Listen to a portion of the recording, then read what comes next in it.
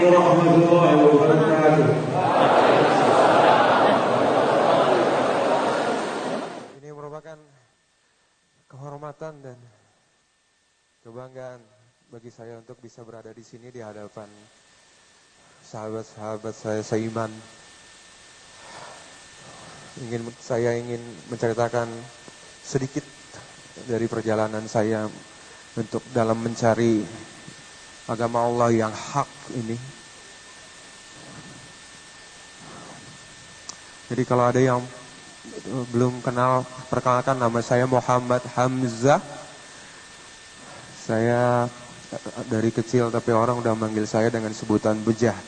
Saya dulu penyanyi, lumayan cukup beberapa album lah dulu. Ya, perjalanan hidup saya begitulah pernah sampai masuk penjara segala. Hijrah 3 kali gagal. Hijrah pertama karena saya nggak tahu ya, saya pengen dekat dengan Allah gitu. Karena saya gimana caranya saya mau hidup benar gitu ya. Cuman karena yang saya tahu itu, yang dari saya kecil saya sekolah di Al-Azhar hingga saya dewasa itu kuliah juga di Universitas Islam di Jakarta. Itu kok hijrahnya, amalannya kok seakan-akan kok kayaknya tobat saya nggak diterima sama Allah. Kenapa nih? Lalu saya berpikir, apa jangan-jangan bukan Islam yang agama yang Allah ridhoi? Karena saya Islam dari orang tua saya Islam, dari bapak saya yang Islam. Bapak saya Islam karena bapaknya Islam. Jadi kalau saya berpikir, kalau seandainya nanti saya mati, saya masuk kubur, ternyata bukan Islam, apa enggak kita celaka? Mau nggak mau akhirnya saya berpikir saya cari gimana. Tapi yang saya tahu bahwa yang agama Samawi yang turun dari langit itu sebenarnya ada 3, Yahudi, Nasrani, dan Islam. Ini dari antara ketiga ini mana nih agama Allah yang Allah ridhoi? Saya pelajarin akhirnya. Saya beli Taurat, Zabur, Injil, saya khatamin. Tapi ujung-ujungnya setelah saya pelajarin, tetap kembali lagi ke Islam. Karena banyak sekali di dalamnya itu yang ayat-ayat Allah sudah mereka ganti. Nabi-nabi di sana bermaksiat, dari itu sudah tidak mungkin. Saya tolak habis. Kalau benar Islam yang agama yang Allah, satu-satunya agama yang Allah ridhoi, tapi Islam yang mana? Itu yang menjadi pikiran saya, karena banyak sekali Islam ini berbeda-beda. Dan yang saya tahu tidak mungkin yang Allah turunkan kepada nabinya sallallahu alaihi wasallam itu berbeda-beda. Pasti hanya satu. Setelah gagal kemudian itu hijrah kedua saya mengamalkan amalan-amalan yang tidak ada perintahnya dari Allah dan tidak dicontohkan oleh Rasul sallallahu alaihi wasallam. Zikir ribuan kali dan segala macam yang setelah diamalkan itu kok, wih, kenapa nih? Tangan kayak ada listriknya. Wih, pegang bola nyala. Subhanallah. Bukan ini yang saya cari. Saya nggak minta jadi sakti. Saya hanya pengen dekat sama Allah. Untuk apa sakti bisa terbang? Nabi kita sallallahu alaihi wasallam nggak bisa terbang. Nabi kita sallallahu alaihi wasallam tidak kebal. Ini salah. Saya yakin ini salah. Amalannya hanya zikir, sedangkan sholat ditinggalin. Saya tinggalkan udah. Sampai akhirnya saya terkena kasus cukup besar, cukup berat, bikin saya pusing. Udah mau bunuh diri sebenarnya waktu itu. Siapa lagi yang bisa nolong saya kecuali Allah? Enggak ada lagi. Siapa yang bisa ngasih saya uang segitu banyak? Cuma selain Allah. Tuhan kita, Tuhan yang maha kaya. Enggak ada lagi. Lalu saya pikir, umat Islam di seluruh dunia itu ada berapa? 1 miliar ada ya kali ya? Kan penduduk dunia itu kurang lebih 7 miliar ya, 8 sampai 8 miliar. Yang umat Islamnya 1 miliar ada ya. Siapa kita di antara yang 1 miliar itu? Sedangkan 1 miliar umat Islam di seluruh dunia itu semuanya berteriak, ya Allah tolonglah aku. Benar apa enggak? Jika kita hanya mengerjakan yang wajib, Jangan harap doa kita itu bisa langsung didengar. Ngantri urutan berapa itu doa? Oke, saya berpikir ini pasti nggak mungkin. Saya nggak mau hanya ngerjain yang wajib. Saya cepat ditolong sama Allah. Lalu apa yang harus saya kerjain? Sunnah jawabannya. Maka saya mulai, walaupun saya waktu itu belum ada ilmu, karena yang saya tahu dari kecil itu tidak ada mengajarkan sunnah dan segala macam. Tapi saya tahu gimana caranya, ini pasti sunnah nih, sunnah. Jadi saya melakukan, misal tiap malam saya baca Quran, Senin Kamis saya puasa, pokoknya semua amalan-amalan sunnah yang saya tahu pada waktu itu aja yang saya kerjain. Lalu kemudian, ternyata benar, ketika saya membaca Al-Quran, itu Allah katakan, suratnya apa ya? Wahai hamba-hambaku yang beriman.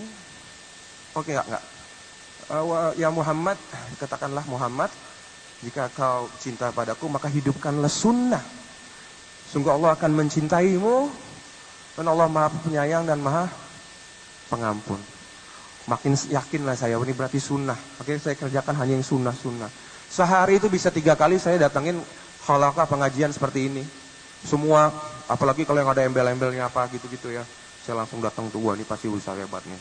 Sampai akhirnya saya kebelinger, saudara-saudaraku. Karena semua mengaku ahlussunnah. Semua mengaku ahlussunnah, ini mengaku ahlussunnah, ini mengaku ahlussunnah. Sedangkan saya pernah 2 kali tersesat. Saya sampai minta sama Allah nih. Di saat saya membaca ini bisa diamalin kalau mau. Di saat membaca Al-Fatihah itu sampai nangis nggak berhenti tuh. Ihdinas siratal mustaqim, ya Allah, tunjukilah aku jalan yang lurus. Aku nggak mau lagi sesat kayak dulu. Tunjukilah jalanmu yang lurus baik dalam beribadah maupun di dalam dunia ini, ya Allah. Akhirnya Allah tunjukin. Tempat di saat Anda lagi baca malam lagi itu baca Al-Quran. Wahai hamba-hambaku yang beriman, kata Allah, jika kamu bertakwa kepada Allah, maka Allah akan berikan furqan, pembeda mana yang hak dan mana yang batil. Maka pelan-pelan kelihatan, oh ini ngaku ahlussunnah tapi kok begini, ini kok begini. Akhirnya saya paham bahwa yang namanya ahlussunnah itu ialah yang menghidupkan sunnah. Sunnah, ya, kita hanya kerjakan sunnah maka Allah akan cinta sama kita. Nah di saat waktu itu awal saya mau hijrah, gimana nih amalan sunnah apa nih? Nah saya coba tuh googling kajian sunnah. Lalu yang keluar itu ialah di YouTube Ustadz Khalid Basalamah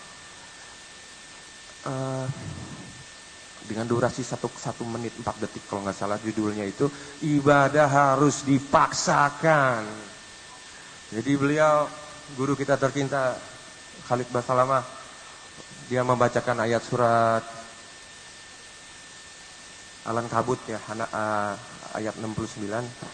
Auzubillahi minasyaitonirrajim, wallazina jahadu fina linahdiyahum subulana wa innallaha lama'al muhsinin.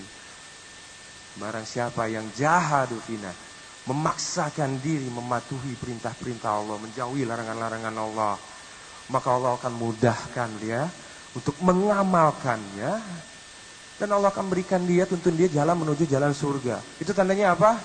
Allah berikan dia hidayah. Jadi namanya hidayah itu sampai tua begini 43 tahun itu nggak datang tuh hidayah. Kenapa? Karena emang nggak bisa datang. Hidayah itu kita jemput. Gimana cara jemputnya? Nah guru kita tersayang Ustadz Khalid Basalamah ngasih tahu bahwa kita harus paksakan sholat malam, paksakan puasa Senin Kamis, paksakan baca Quran tiap malam, paksakan qobliyah ba'diyah sholat, semua kita paksain. Baru Allah kasih kita hidayah. Dan ketika hidayah itu telah datang, Allah dah datangin kita dengan hidayah itu nggak akan bisa terbendung, saudaraku, dari segala Allah itu. Masya Allah, Masya Allah, Masya Allah. Nikmatnya iman ini, ya Allah. Alhamdulillah. Dulu anak ngumpulin umat ribuan, bahkan pernah sampai puluhan ribu untuk jingkrak-jingkrak bermaksiat kepada Allah. Seharusnya mereka ada di dalam masjid, lagi sholat, lagi tadaburin Quran. Ini malah nyanyi-nyanyi. Seakan-akan anak takut. Nyembah-nyembah anak. Semoga Allah mengampuni dosa-dosa anak di masa lalu. Lalu anak berdoa kepada Allah, ya Rabbku, dulu anak mengajak umat untuk bermaksiat, sekarang bantulah anak untuk mengganti dosa-dosa anak yang lama. Ingin sekali anak membuat kajian, mengumpulkan umat untuk meluruskan pemahamannya. Nggak lama jemaah, Masya Allah, semenang anak mengikuti pemahaman para sahabat ini, manhaj salaf. Demi Allah, semua doa anak diijabah oleh Allah. Kita hanya tinggal ngikutin aja apa yang udah Allah perintahkan dan ajarkan dan para sahabat telah lakukan. Udah itu aja, cukupkan dengan itu. Cukupkan dengan Al-Quran dan sunnah. Hidup mulia, mati insya Allah masuk surga. Terima kasih banyak. Assalamualaikum warahmatullahi wabarakatuh.